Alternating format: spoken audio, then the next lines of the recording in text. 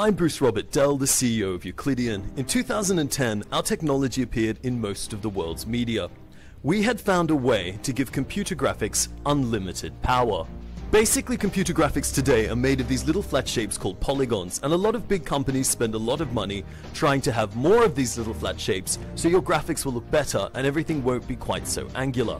There is a better way to do computer graphics which is used in medicine and the sciences, and that is to make everything out of tiny little atoms instead of flat panels. The problem is this particular system uses up a lot of processing power, so the more objects you have on the screen, the slower your computer will run. Having 4 or 5 detailed objects will run just fine, but you certainly can't do a level of a game. We got a lot of attention because we made the claim that we could run unlimited little 3D atoms in real time. To understand this claim, you need to consider the state of the industry.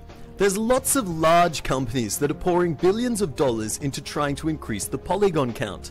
At present, they seem to be able to increase it by about 25% a year. If any of these large companies was to suddenly come out with 10 times more polygons than their competitors, that would be enormous news. But we didn't increase the geometry count by 10 times, or 100 times, or 1,000 times. We increased it so far we could abandon polygons altogether and move to little atoms and run them in unlimited quantities. If what we said was true, then it was the largest breakthrough since 3D graphics began. 2 months after announcing it, we declined all further interviews and then completely disappeared. Most people said the technology was too unbelievable and was probably never real to begin with. It's been 1 year since our disappearance, and a lot of people are asking what's happened to us. Well, we're not finished yet, but we'll give you an update as to our present level of advancement. We've made a little island. The island is 1 kilometer square. This island is made of 21,62,352,435,000 polygons. In the graphics industry, everyone's used to using polygons, so we thought we'd build a polygon converter. By converting polygons to unlimited detail point cloud data, you can then run them in unlimited quantities. We've converted them at a rate of 64 atoms per cubic millimeter.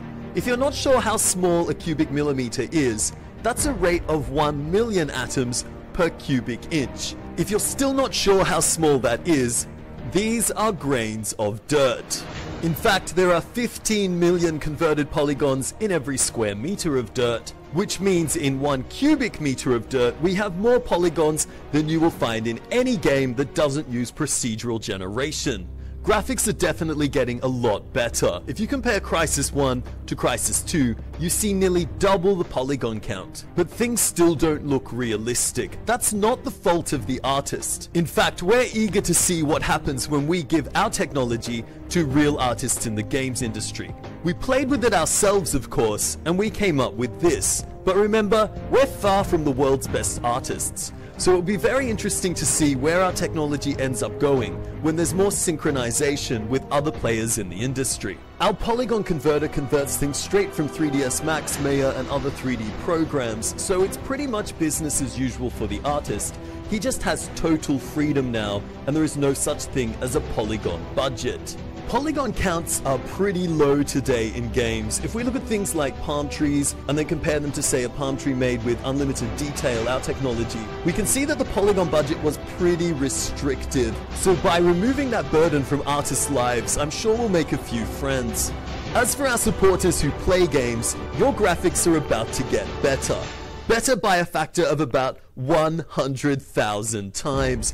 100,000 is a pretty big number. Perhaps we're exaggerating, so we'll let you be the judge of that. The ground in games today consists of a very nice photo on the ground and some blades of grass sticking up from it. This is our ground in unlimited detail, and obviously even the grains of dirt, as mentioned before, are real geometry. So if you look around, the leaves, the twigs, the blades of grass, all those little groundy type things are now all real. Your game environments will also be real. When I say real, I mean made of little atoms, just like our real world. Your game environments up until now have been a bunch of tricks to deal with the low polygon budget. Things like sprites which are always facing you, or objects in the distance which are just really flat pieces of cardboard, or things like a cactus where it's very detailed on one side, but we don't want to waste polygons, so the other side looks like an octopus tentacle. Sometimes objects far away just disappear into the fog, and other times they just pop up as they swap between different models. I'm sure in the future our children will look back with amusement on these things in the same way that we look back on blocky 3-color graphics. Getting back to our island demo, I hope you will forgive the repetitious graphics. Please remember we're a technology company, we're not a games company. To have a look at a few individual items, if we look here at this rock, I hope you will permit me to say it looks rather real. That's because it is. It's actually been scanned in from the real world. Scanning technology that brings things in from the real world has existed for quite some time. The problem was what it produced was so high in geometry you could never use it in games. In the future, graphics will be divided into two categories: fiction and non-fiction. What we mean is, if I want to make Super Mario or a dragon or a unicorn, I can't go out into the forest, tranquilize them and laser scan them. They're not there. So I need an artist to do that. So the artwork that doesn't exist we call fiction. That means it's made by an artist. This tree is fiction. It's been made by an artist. It's not laser scanned in.